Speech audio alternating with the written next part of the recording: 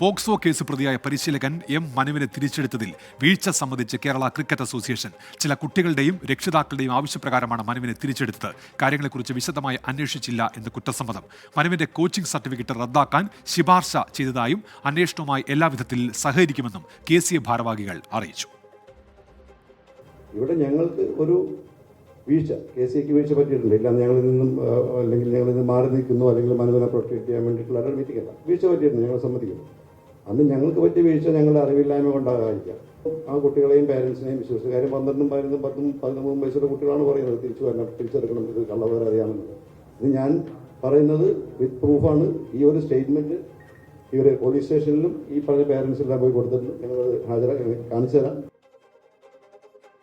വാർത്തയുടെ വിശദാംശങ്ങളുമായി ഇപ്പോൾ ഹരികൃഷ്ണൻ ചേരുന്നുണ്ട് തിരുവനന്തപുരത്ത് നിന്ന്. ഹരികൃഷ്ണൻ, വലിയ വിമർശനം ഇക്കാര്യത്തിൽ ഉയരുന്നുണ്ടല്ലോ, എന്താണ് KCA നൽകുന്ന വിശദീകരണം? ഹരികൃഷ്ണൻ.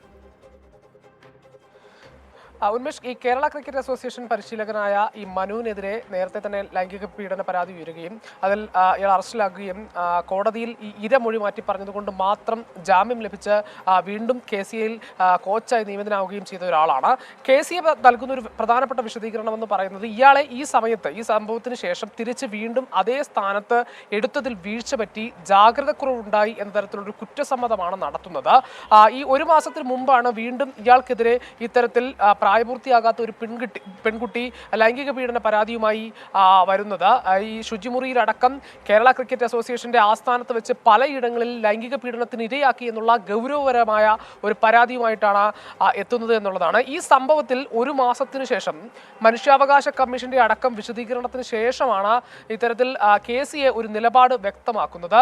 ഈ അന്വേഷണവുമായി പൂർണ്ണമായി സഹകരിക്കുന്നുണ്ട്. മനുവിനെ ഒരു തരത്തിലും സഹായിക്കുന്ന നിലപാടല്ല KCAയുടേത്.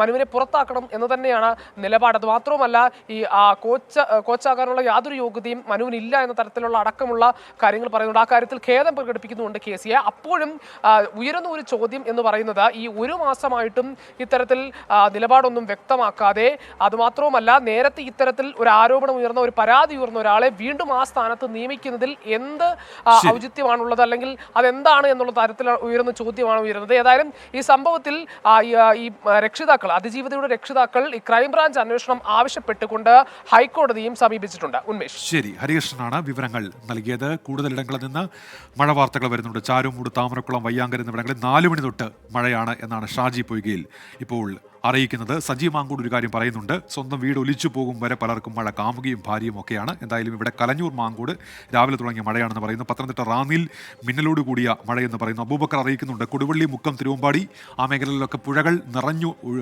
ഒഴുകിക്കൊണ്ടിരിക്കുന്നു. ജാഗ്രത നിർദ്ദേശം വേണമെന്നാണ് അദ്ദേഹം ഇപ്പോൾ ആവശ്യപ്പെട്ടിരിക്കുന്നത്.